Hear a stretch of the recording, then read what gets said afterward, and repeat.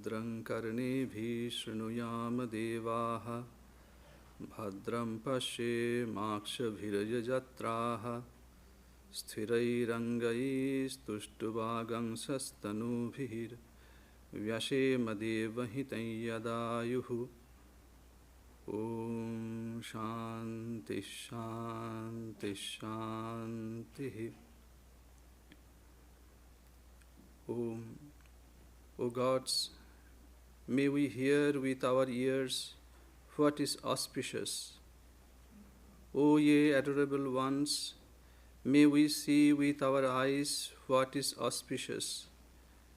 May we sing praises to ye and enjoy with strong limbs and body the life allotted to us by the gods. Om. Peace, peace, peace.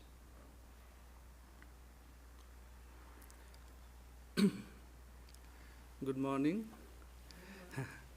Today, the title of our talk is Faith, Reason, and Shaping Our Destiny. I was a little bit afraid to select this topic. So, but I felt it is good to remind ourselves. It's not a popular topic, but it's good to remind ourselves about the need of real understanding of spirituality, of religion. So it's a humble effort to remind us. So I will, but I hope that will be at least little bit will be benefited from this discussion today. But what is need is little bit of attention. So today's topic is faith, reason, and shaping our destiny. Especially the time demands this kind of discussion. Faith, reason, and destiny represent three pillars of human understanding that have shaped civilizations, cultures, and individuals throughout history. At the heart of this exploration lies faith. It's an important thing. Faith, the deeply rooted conviction in something beyond empirical evidence, often grounded in religious and spiritual beliefs. Faith transcends the boundaries of reason, offering solace, hope, and meaning in the face of uncertainty and adversity. We need faith. But yet, faith is not merely blind adherence. It is a dynamic force that interacts with reason, shaping our perceptions, decisions, and interpretations of the world. Reason, on the other hand, represents the rational faculty of the human mind, grounded in logic, evidence, and critical inquiry. It seeks to understand the world through empirical observation, analysis, and deduction. Reason challenges faith, questioning its premises, assumptions, and implications. However, reason alone cannot provide all the answers to life's existential questions. It grapples with the mysteries of existence, the limits of knowledge, and the complexities of human experience. The relationship between faith and reason is a dialectical one, marked by sometimes tension, dialogue, and synthesis. While faith may appear antithetical to reason, they are not necessarily incompatible. Indeed, Faith can inform reason, providing insights, values, and perspectives that transcend purely rational analysis. Conversely, reason can temper faith, scrutinizing its claims, testing its hypotheses, and challenging its dogmas. Together, faith and reason engage in a dynamic relationship of inquiry, discovery, and transformation. Amidst this interplay of faith and reason, destiny emerges as a central theme. The ultimate trajectory of human life. Destiny encompasses both individual fate and collective destiny, the unfolding of events guided by cosmic forces, divine providence, or human agency. Faith offers narratives of destiny, providing frameworks for understanding the purpose, meaning, and ultimate destination of human existence. Reason, meanwhile, seeks to unravel the mysteries of destiny, probing the underlying laws, patterns, and contingencies that shape our lives. Destiny beckons us, calls us forward, inviting us to chart our course amidst the mysteries of existence and depths of the human soul. Today, this discussion embarks on a journey beyond the surface of belief systems, delving into the intricate interplay of faith, reason, and destiny in shaping human thought, action, and existence. As we navigate this journey, may we embrace the power of faith, the clarity of reason, and the promise of destiny to illumine our path and shape our destiny.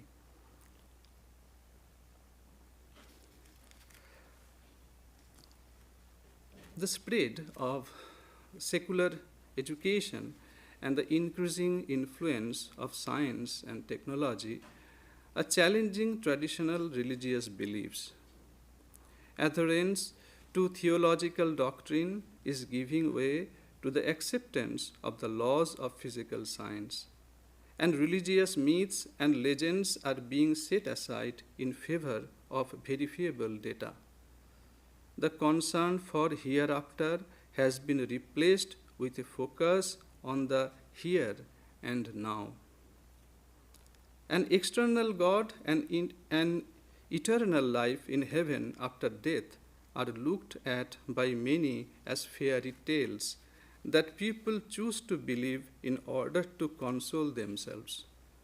While religious dogma condemns doubt and calls for unquestioning belief, science demands rational justification for any theory or belief.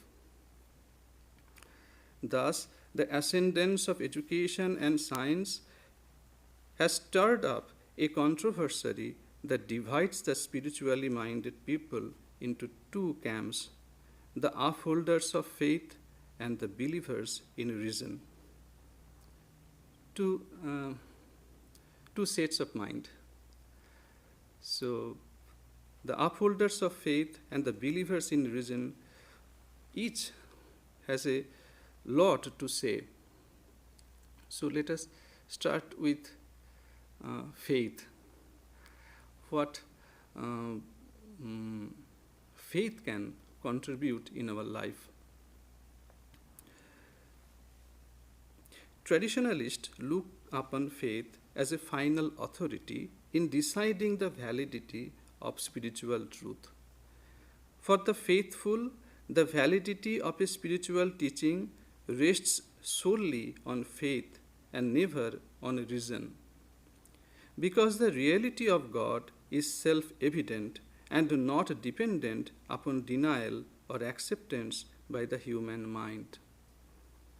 The proof of the existence of anything is the faith that it exists. One's faith is followed by one's perception and cognitions. In any walk of life, reason follows faith. We perceive a thing and then reason about it. To reason about something, you need a faith. It is there. So you cannot start a reason. This is also the process in the realm of religion. That which is envisioned by faith is systematized by reason for the understanding of the average mind.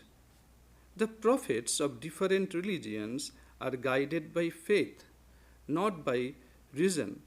They perceive ultimate reality directly and speak about it with childlike simplicity. Philosophical thoughts develop later to systematize what has been realized through faith. And then myths and rituals are then created in an attempt to concretize what had been mystically experienced and philosophically systematized. Thus, we found all those religions in Christianity, in Hinduism, in Islam, everywhere we will find. What comes that realization to faith. Then, logically, you have to put it, all those things that prophet has realized or whatever he or she preached. Reason addresses the appearance of things and not their essential nature. It is dialectic and discursive in its approach and can only give diagrams of ultimate reality, not a fully realized portrait of it. Science reduces all things, even living beings, to ideas in order to understand them better. Faith, on the other, is concerned primarily with the essence of a thing and not merely with its appearance. It's not only about data. Science is all about data, and faith is beyond that. Faith is an appeal to the heart and not to the head. The essence of every religion is love of God or love of that which is ultimately real, and love is a function of faith and not of reason. Love is being and not knowing only. In order to love a person, one does not need to have knowledge of the physiology and of that person. In order to love a person, in order to love God, one does not need to reason about God's existence. The ultimate proof of God, or that which is absolutely real, depends on faith and not on reason. Faith brings everything to life. The concept of God becomes living reality when it is inspired by faith. The power of a saint or a prophet is not his or her philosophy, but that person's unwavering faith in the presence of God. You can think about Sri Ramakrishna in modern ages. So you can see him, how he's talking, how he was living his life. It was tangible. It was not philosophy. That followers felt attraction towards him. Something. It is visible. Reason begins with doubt and also ends with doubt.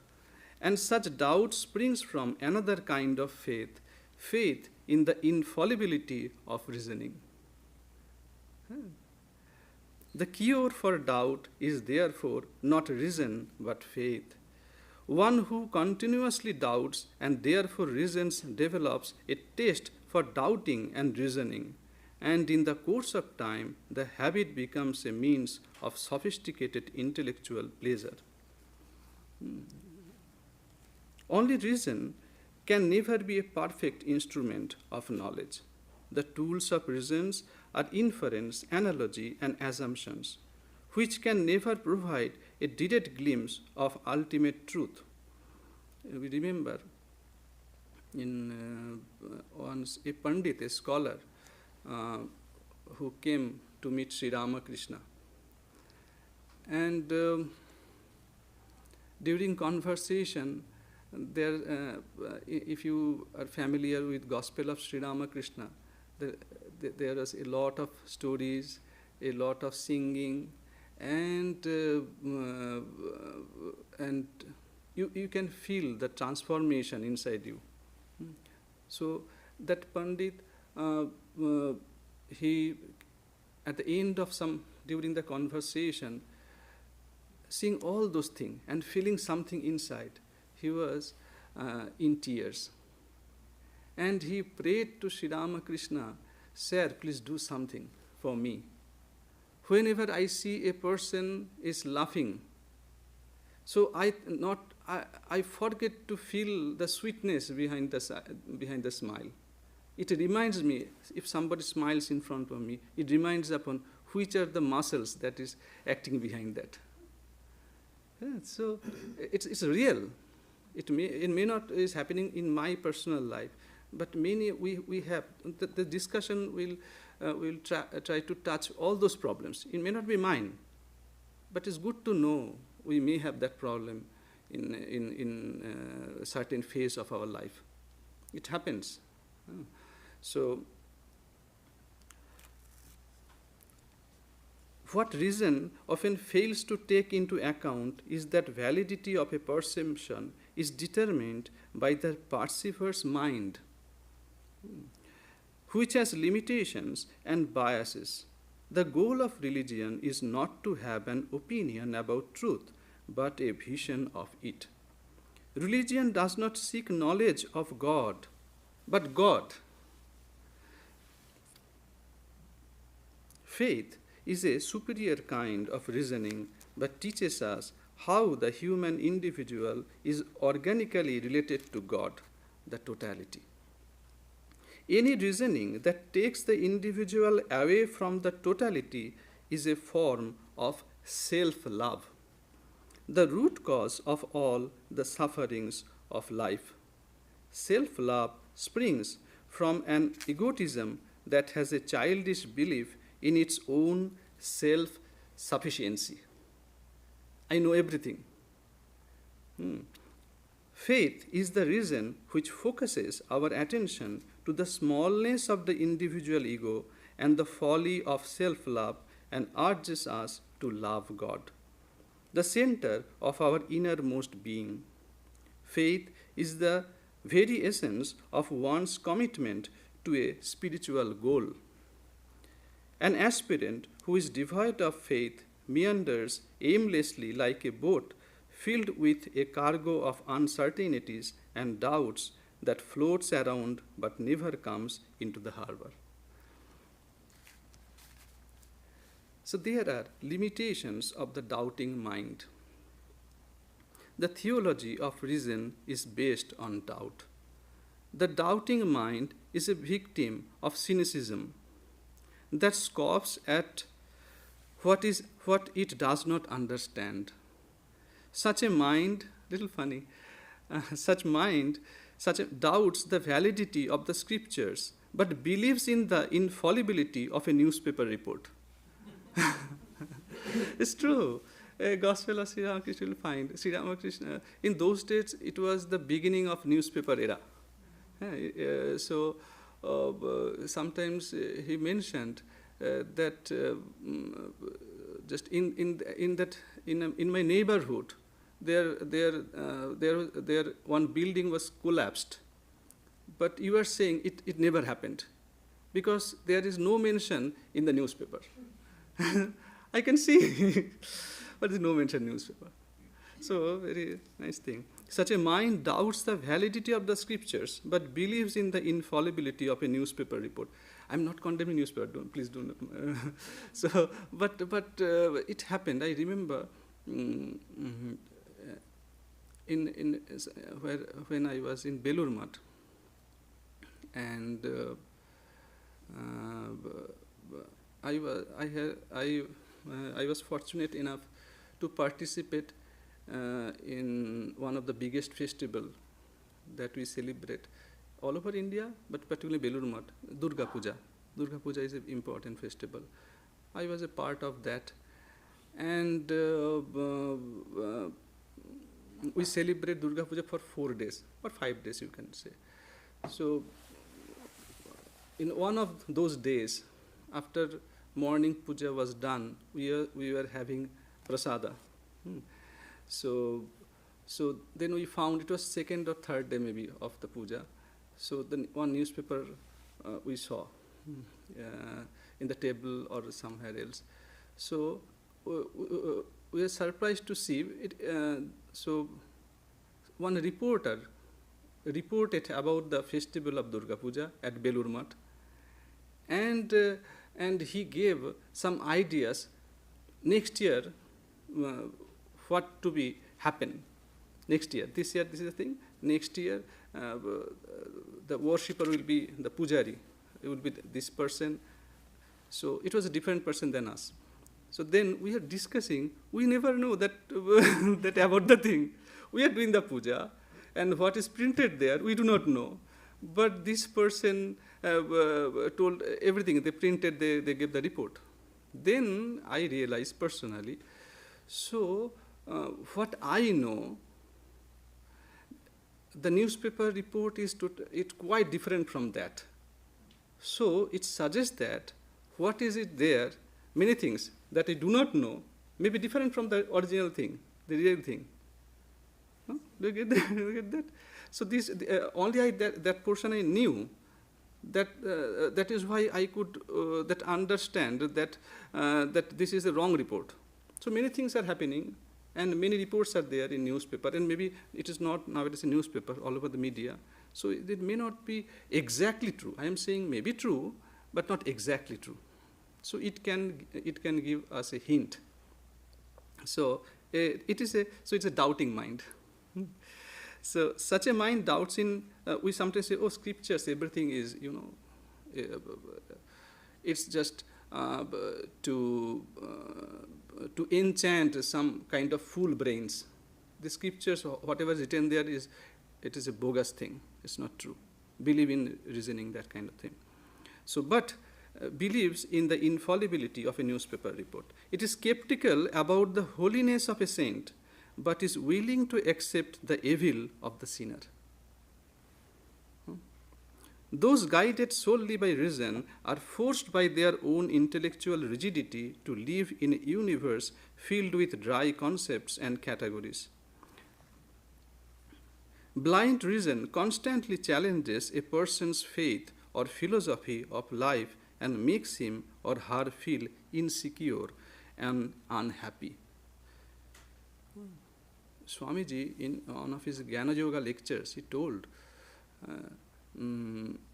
that the tortures, and sometimes that the wealthy people tortures the poor people, the man in power, they tortures the ordinary the people, and he mentioned added the torture that by pandits upon the ordinary, that common brain, ordinary people. The pandits also do torture by imposing their thought on them. In Bhagavad Gita it was there. Na buddhi vedam janayet ajnanam karma sanginam. Never impart buddhi veda. Don't make them insecure. They have own belief, own way to proceed in their respective path. Don't disturb their understanding, but help them. Try to help them. Try to give more light. So it is saying, blind reason constantly challenges a person's faith or philosophy of life and makes him or her feel insecure and unhappy. Remember that Gulapma, one of the devotees of Sri Ramakrishna, she was a great devotee. A poor widow had nothing except her that idol of his beloved God, and she could see that God is always with her, and the child of Krishna, Gopala, and he's playing with him, all those things. So Sri Ramakrishna, he have a lot of wheat. So when he sent that lady to Naren, later Swami Vivekananda, a champion of logic, reason, all those things, and just tell about your experience. But he is not and Naren was not an ordinary person. So the Gopalma told, describe everything, what daily is happening with me. Oh my son, is that right or my hallucination? Immediate hearing, you see, this is power of true realization. I'm talking about true realization. Immediately, Naren, the great scholar, immediately the tears came in his eyes. No, mother, what you have seen is right. So, real kind of that scholar or real kind of champion of logic. They value the faith also. So, afterwards we will come. Intellectual rigidity is really a form of fanaticism that evaluates everything in the light of its own creed. Those with a compulsion to reason cannot accept that which is easily acceptable by others and are thus haunted by a passion of knowing. When such people finally arrive at knowing, they do not have time to enjoy and appreciate what they know. Subtle thing. One who lives by reason is guided by the philosophy of necessity and utility. Such business-minded people are always looking for personal victory. They are never at peace because they are trying to know the anatomy of a peaceful mind. They never feel happy because they are always in pursuit of happiness, to enjoy the happiness. They have no time. Nowhere do they find truth, since they are determined to first define it. They are perpetually insecure because they are frantically trying to be secure. People of reason always live in the future. Please don't mind, there are a lot of things to say in favor of reason. We'll come to that point. So nowadays what happened, especially these small videos, they crop from the whole thing. So it's sometimes it becomes to say, oh, there are many things to say more. People of reason always live in the future because their present is made up of uncertainties and probabilities. Always anticipating the future, they make and draw up programs that are never carried out. You see, so-called intellectuals, be careful. We make our plans, but that never carried out. Unable to believe in themselves, they cannot believe in others. Doubts and determinism follow from inner devaluation, and the devalued personality is always pessimistic. Everything turns tasteless and dry. That Shashoda Tarkochuramani, that scholar. Everything turns tasteless and dry. The intellect becomes the victim of its own reasoning, creating problems that it cannot solve and raising questions it cannot answer. That which is infinite cannot be grasped by the finite mind. Our finite perceptions of truth and reality are not exhaustive but suggestive.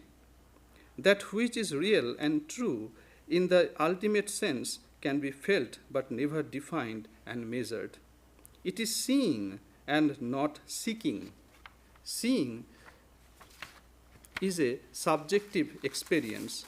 Seeking separates the subject from the object, while seeing brings them together and finally merges them. Seeing requires total commitment of the whole mind to the object of faith. Seeing is feeling, and it is done by the heart. So now, let us now go for in support of reason slowly. Now, what is faith and what is belief? These are two words, faith and belief. What the religious traditions call faith is really unquestioning belief in the authority of the scriptures or the doctrines of religion. Such belief has no foundation. Belief can turn into conviction only through conscious reasoning about what one believes in. One cannot really believe in something for which one does not find a logical rationale. Belief sometimes the, it depends upon our own imagination. You know, belief is a form of imagination, the creation of images and concepts, dogmas and creeds that are substitutes for ultimate truth. It is wishful thinking about truth and not truth itself. Truth becomes known only when we have risen above all beliefs and imaginings, and this is possible only through reason. What distinguishes the real from the imaginary is reason and not belief. Disunited from reason, religious traditions and beliefs can produce fatal results. To disbelieve in the efficacy of reason is to make the validity of spiritual truth contingent upon mystical experiences, which are always personal and private, possibly even the result of autosuggestion, hallucination, and mental degeneration. An individual may see visions and hear voices that can very well be the products of his or her own mind. Indeed, they are often the product of bereavement, worldly disappointment, or disease. When the validity of a spiritual truth becomes dependent solely on the private and personal experience of an individual, there is no end of uncertainty and self-deception. Furthermore, a spiritual experience may be borrowed. That is, the person has duplicated an experience he or she has read or heard about, or it may be a form of sentimentalism that can never be accepted as authentic testimony. On the other hand, there is a relation between faith and dogmatism. Blind faith is what has not been proved by reason when combined with the frenzy of emotions eventually leads to fanaticism. A dogmatic person is always a fanatic because of the uncertain foundation of his or her belief. Fanatics are not fully convinced about what they believe, which accounts for the rigidity of their views. Since they are not convinced they are right, they have no tolerance or disagreement. So when there is, subtle thing, when there is that no tolerance and disagreement, so they do not believe in themselves. In very core of their existence, they're insecure there. Not fully satisfied with their own views, they exhibit excessive tension and anxiety. They often claim that their views are the best and method most superior. Claims of superiority over others are a form of defensiveness. The more such people cultivate defensiveness and exclusiveness, the more fanatical they become in their views. Another subtle observation.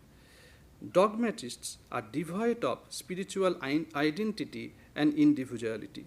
Therefore, they make little on their own behalf and overemphasize the doctrine of the divine grace. Incapable of taking upon themselves the responsibility of a spiritual quest, they look instead for a means to passively satisfy their need for certainty.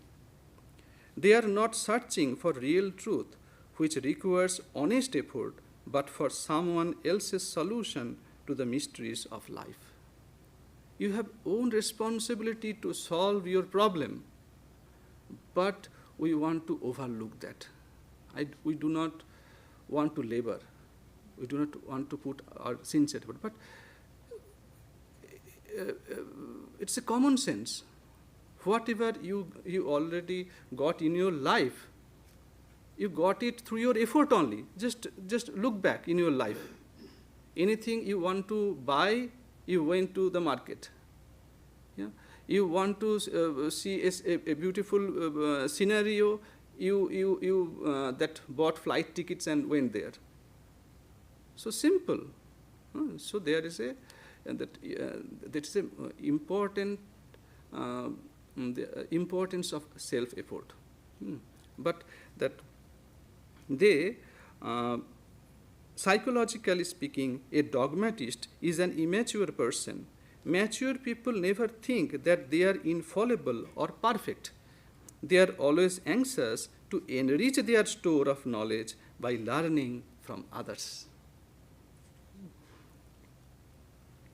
A mature person is flexible and supple in his or her thinking. In the realm of religion, a mature person has a distinct and individual spiritual inner disposition, a decisive commitment to the goal, and the implicit conviction that he or she has spiritual potential. He feels that. And it reflects in his behavior.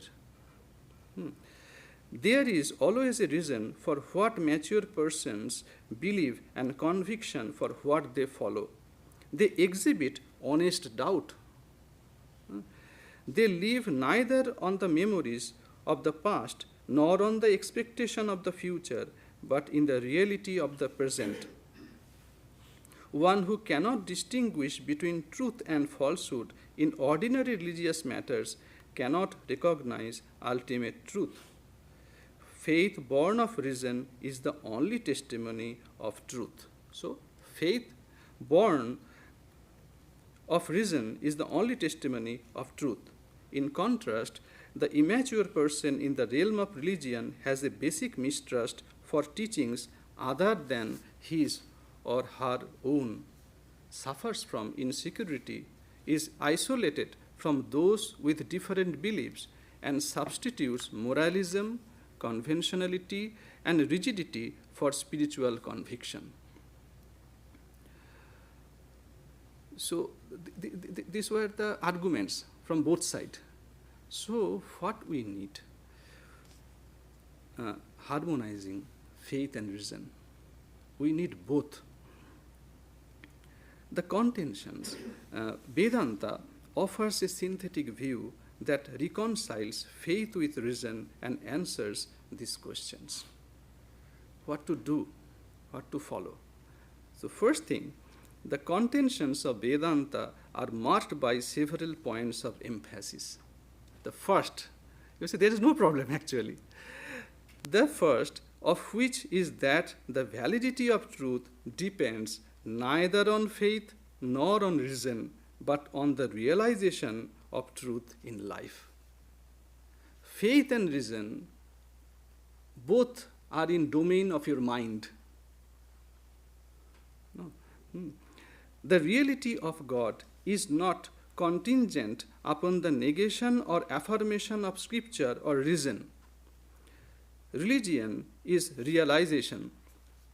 From the viewpoint of Vedanta, realization of truth is neither scholasticism nor blind faith in any creed or dogma or miraculous event, nor ethics tinged with emotion. You see, our ideas about realization. Ethics tinged with emotion. That is religion for us sometimes. Yeah.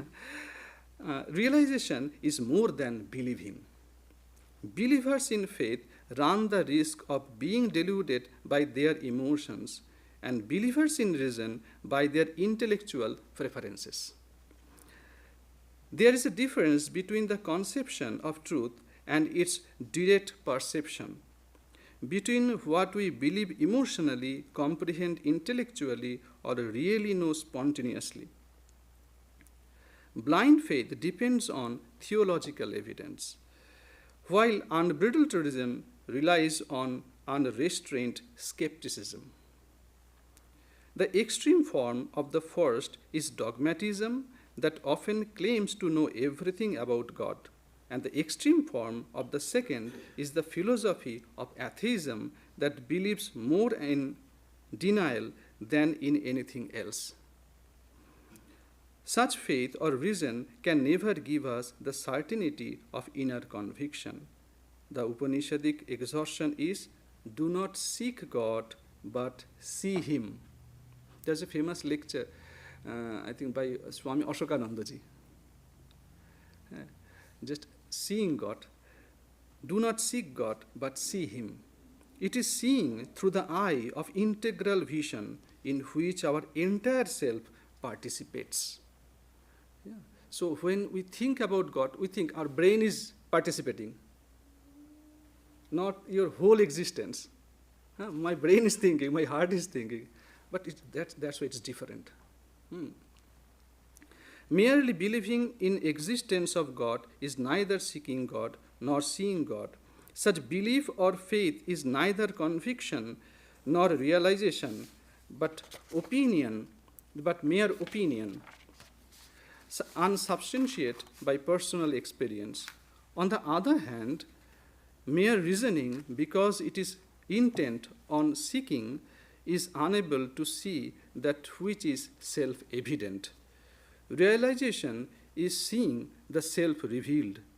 It is revelation and becomes possible when the instruments of perception are cleansed. That's the important point. Some devices are there, some instrument of perceptions are there through which we perceive that world. That are to be cleansed first. The goal of spiritual quest is liberation. Liberation does not mean going somewhere that we have not been before or acquiring something new. It is a state of being as distinguished from the feverishness of compulsive becomings. It is a unity vision by which one sees one's own self in all things and all things in oneself. The state of liberation is that of perfect freedom that transcends all varieties of perception, moral, intellectual, and spiritual. A liberated soul is not just a knower of truth, but the very embodiment of truth. Here is another difference. He is not a knower of truth, he is embodiment of truth. Realization of truth proceeds from an inner maturity or evolution that begins with the dawning of faith. Faith matures into conviction through reasoning and discernment. Intellectual conviction about truth inspires the mind toward uninterrupted concentration. Look at that, both things are necessary. So when faith, it gets maturity, it gives that conviction. You are not behind something false, something solid. At Sri Ramakrishna, that we can, from inside you can, that you can feel that. So when you are going towards Ganga, the river, in a summer, let us think about summer.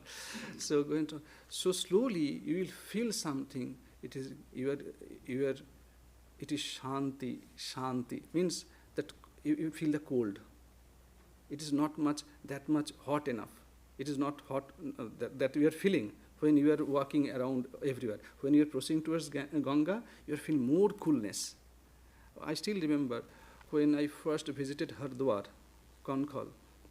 So I still remember when I was going towards our center, our ashrama, by rickshaw, a three-wheeler kind of man-driven vehicle. So I could feel that the temperature had become more, more cold. So within a few minutes, I could find I am crossing the bridge. So you can feel that. And when you get down into the river, it is prashanti. Shanti, peace, peace, it is absolute peace. So with the conviction, you will feel. You may not, before the final illumination, so you can feel something. So that is the thing. So it is from, where from it came? From faith, from the maturity of faith. So the contribution of faith matures into conviction through reasoning and discernment. What is real, what is unreal. And intellectual conviction about truth inspires the mind toward uninterrupted concentration. Intellectually, when you get that conviction, so, sometimes it happened that concentration, it breaks. For some days, you are doing very nice, but after some days, you are not feeling that emotion, that joy anymore. Concentration breaks. So that if you need that uninterrupted concentration, it comes from that intellectual conviction. Intellectually also, you must be sound, both way. You see, that's why you talk about Swami Vivekananda, he used to talk about 3 H. Head, heart. 1 H is for head, 1 H is for heart, another is for hand. So that is the part, I hope we have some time. So that H part also will come. So the realization of truth is possible only through the application of both. These two lead us toward the intuitive experience. According to Vedanta, there are 3 instruments of knowledge: instinct, reason, and intuition. 3. Instinctive experiences are automatic and unconscious, such as breathing. In such activities, the I consciousness remains dormant. Second, reason. Reason is the mature form of instinct. The vision of reason is wider than that of instinct. One's I consciousness becomes active when one uses reason as an instrument of knowledge. It got activated. The experiencer in this state is able to separate him or herself from the act of experiencing as well as from the object experienced. You are quite awake and alert. You are not. You are no more sleeping. Your I consciousness. You are working with your. When I am taking that breath, I am not conscious about that. So it is from instinct. But when I am talking, and all those things, I am quite awake. What I am talking about. So reasoning. Experience through reason is, however, not direct because it is conditioned by reason. I am choosing what to say, what not to say. It is an experience that is conscious but not spontaneous. It is not a decisive realization because it is not supported by the entire self. We reason about a thing until we are convinced about it and are able to see it directly. An experience conditioned by and dependent upon reason is therefore not founded on the absolute certainty of realization. Now the third point. Intuitive is the mature form of reason and is always amenable to reason. The vision of intuition is the widest. We yet to taste it. So we are trying to figure it out. What to taste? You have to know where you are going. No, about the destiny, about the destination, you have to know. So we are trying to give it. It is the vision of intuition is the widest. It is superconscious, direct, and immediate. Intuitive realization never conflicts with the experience of relative facts, just as the adulthood of a person does not negate his or her childhood. It is always supported by reason. Intuitive experiences are marked by 3 characteristics. They are universal.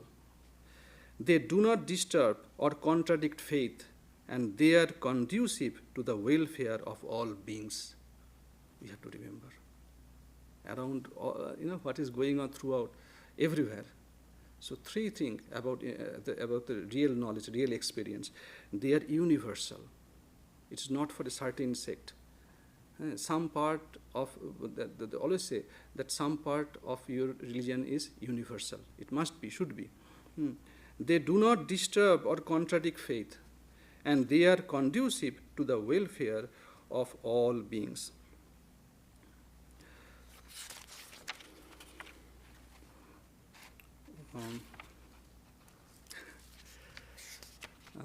So we have to shorten our discussion. So our Vedanta, they try to give a proper shape of your reasoning, that's why. There are many things. If you,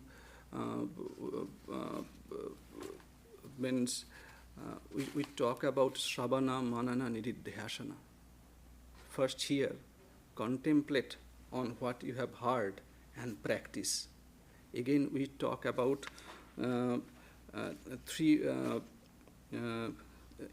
points: Shruti, Yukti, and Anubhuti. It should be Yukti, Y-U-K-T-I, Yukti. Yukti means reasoning or reason.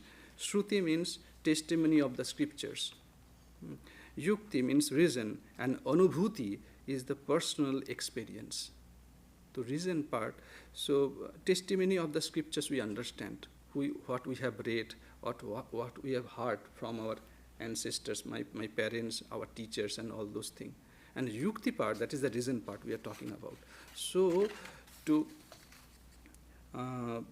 so the tradition of Vedanta mention three types of reasoning: Vada, Jalpa, and Vitanda. So if you read in Gita that when you are debating, so three kind of instrument you use, three types of reasoning are there. So Vada, what is Vada? Vada is academic reasoning, the goal of which is to discover truth without having a bias for or against the hypothesis.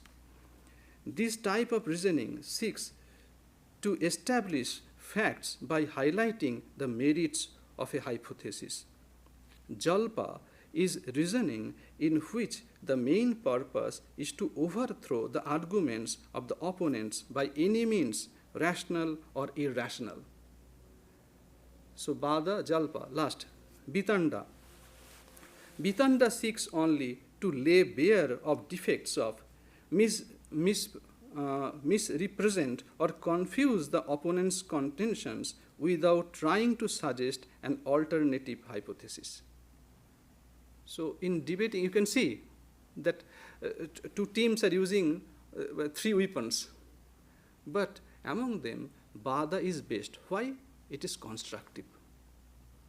So in Gita, you can find that in Vibhuti Yoga, Krishna is saying that among the reasoning, I am Vada. So Vada, Vada Ratam Maham. So I am Vada. So, but rational reasoning in Vedanta is not arguing. Again in Gita, you'll find Prashna and Pariprashna. Prashna means you ask a question to maybe for your personal victory. Sometimes our students do that in college.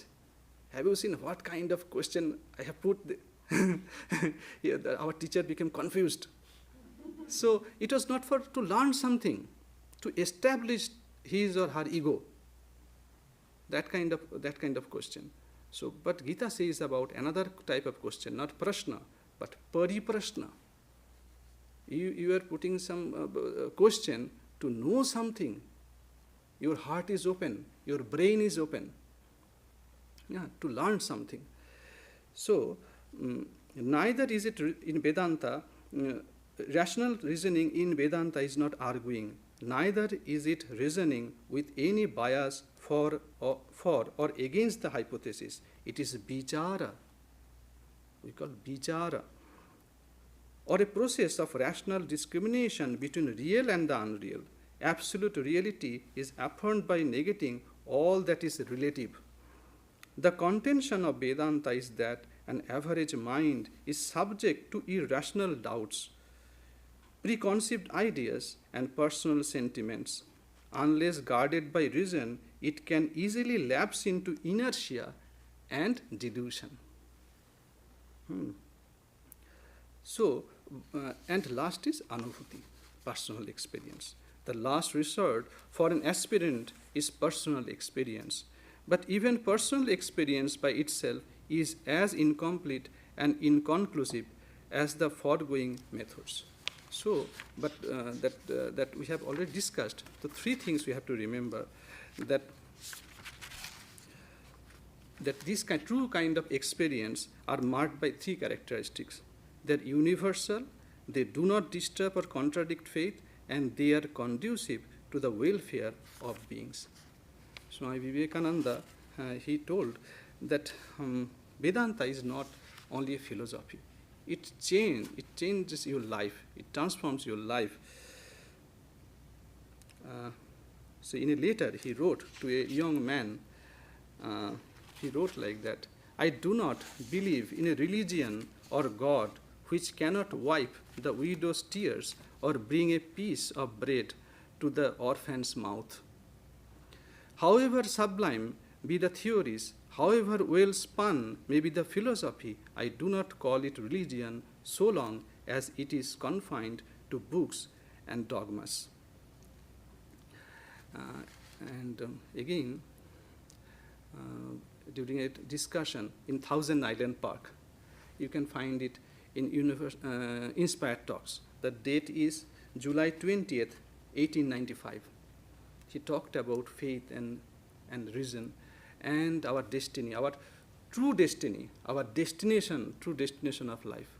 He told, stick to your reason until you reach something higher, and you will know it to be higher because it will not jar with reason. The stage beyond consciousness is inspiration, it is samadhi, but never mistake historical trances for the real thing. It is a terrible thing to claim this inspiration falsely, to mistake instinct for inspiration. There is no external test for inspiration, we know it ourselves.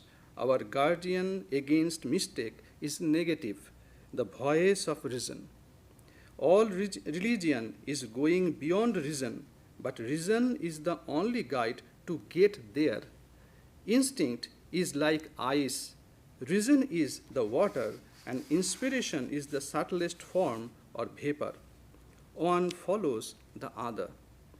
Everywhere is this eternal sequence: unconsciousness, consciousness, intelligence, matter, body, mind.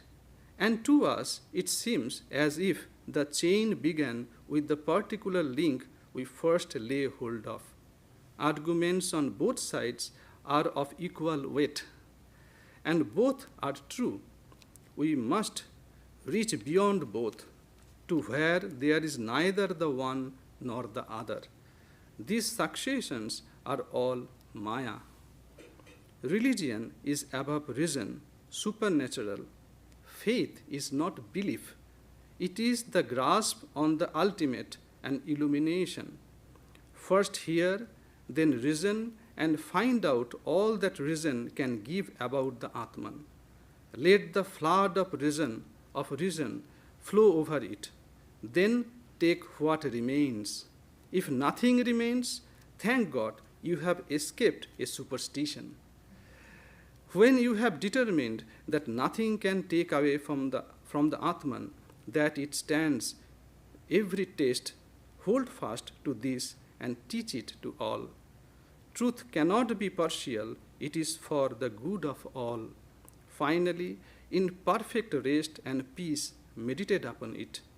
Concentrate your mind upon it. Make yourself one with it. Then no speech is needed. Silence will carry the truth.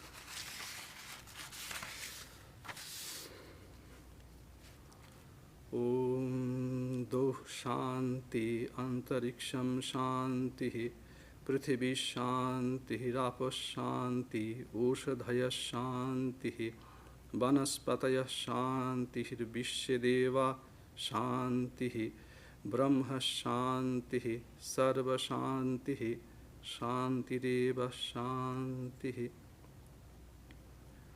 May there be peace in heaven. May there be peace in the sky. May there be peace on earth. May there be peace in the water. May there be peace in the plants.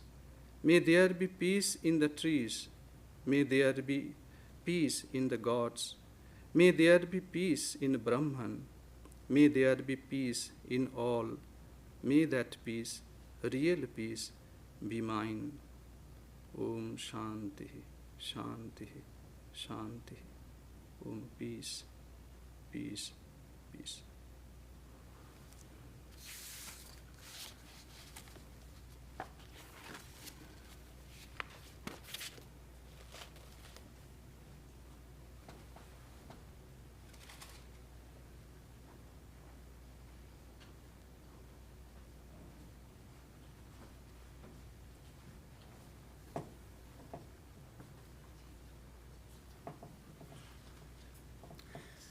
Good morning, everybody. Next Sunday is Shankara Jayanti, Shankara's birthday. Swami Shivarchanananda will speak on his life and message. And the following Sunday I shall speak. Now there will be a Zoom meeting. If you wish, you can attend here. And Swami will sit in the library.